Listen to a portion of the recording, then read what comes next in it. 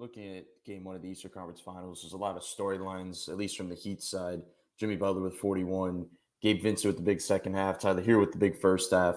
Uh, but obviously, if we're going to hone in on one quarter, there's only one quarter that the Miami Heat won, and that was the third quarter. 39 points in that quarter. The offense is going to be discussed a ton, but I think the defense is the true story from that quarter. Yes, they scored 39 points, but they also held Boston to 14, and that's kind of what you expected with the consistency of both defenses. So I just want to go through a 2-minute span in the third quarter and basically show how they turned this game around on the defensive end. Basically, after struggling defensively early on, there was almost like a record amount of paint points from Boston in the first half, but they shifted, kind of made some adjustments defensively, stopped switching off the ball and helping down with guys like Gabe, and it turned things around. We're at the 8-minute mark in the third quarter. Jason Tatum being guarded by PJ Tucker. Now they're not going to full out switch anymore. They're going to do a little hedge and recover thing. So Max pops out, PJ sticks. Jimmy now is covering two. Max has to recover to Jaylen Brown.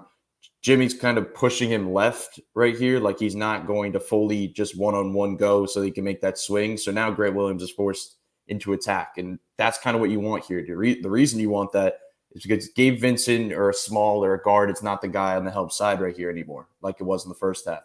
Now it's Bam Adebayo. So he gets by, Bam's the weak side help, gets up, gets the block, and that's kind of the start of this 2-minute run. Next one, Robert Williams being the handoff guy, flicks it across court to Peyton Pritchard. Now he's trying to attack Gabe Vincent, who is not in a type of matchup you want to go. But the guy to watch in this whole entire possession was Bam.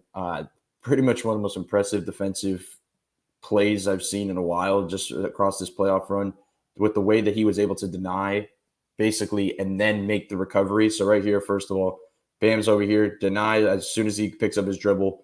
Can't get it to him, Now the shot clock's at 8. Finally feeds it to him in a very tight window. Now there's 7 seconds. Now it's a one-on-one between a very good offensive player and Bam Adebayo is a very good defensive player. You're going to take that bet every day of the week if you're Miami. Jaylen Brown's able to burst by him as you'd expect because he has the ball in his hands, gets by.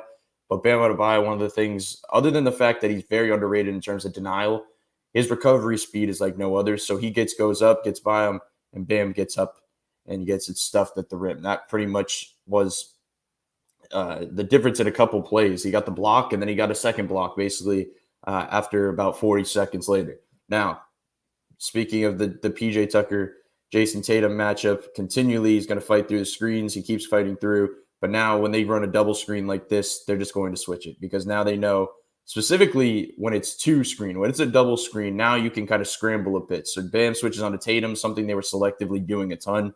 But now PJ Tucker, as you're going to watch him right here, he's going to yell at Max Strus and say, get out to Grant because I'm taking Robert Williams. You're not going to get him on this roll. So PJ sticks on Robert. He tells him to pop out. Now it's Tatum against Bam. But the thing is, now that Strus is no longer the baseline help guy, now he's the wing help guy. Now he can fully help at the nail because you kind of, like Milwaukee did, and they kind of got torched by Grant Williams in Game 7.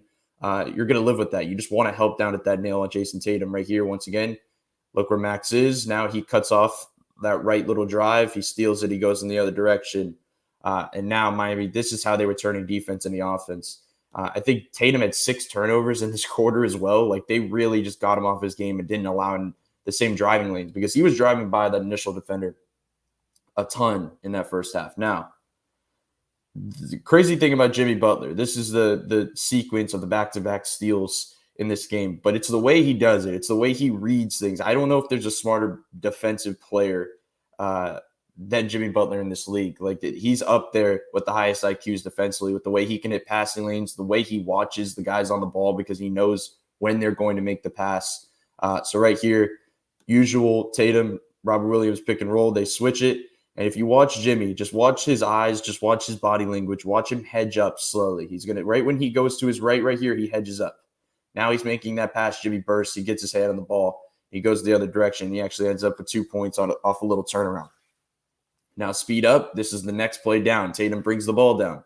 Now they're going to do another thing where, like we saw before, something Boston likes to do a ton with Al Horford. And it's actually something I talked about in my preview before the series, how Jimmy likes when they start going to the middle of the floor with their big and they start running handoffs or running their little off-ball actions because now Jimmy can freelance. Once a big turns their head, they don't have the reactive speed to watch their back. Like Jimmy can then blitz and get his hand on the ball and hopefully get a steal. on his part. So once again, Robert Williams can get the ball in the middle, facing this way. Jimmy, if you watch him hedge up, if I go back one more time to watch Jimmy Butler hedge up, slowly slides. Now he attacks right when he catches it, and he goes in the other direction, and it's another 2 points. Just the way they took over this game defensively. If you look at the clock from the first play, it was 8:24. If you look at the clock over here, it's a little under 6 minutes. So pretty much a 2-minute span of just complete defensive dominance. They turned this game around fully. This is what we expect in this series. It's going to be a defensive series.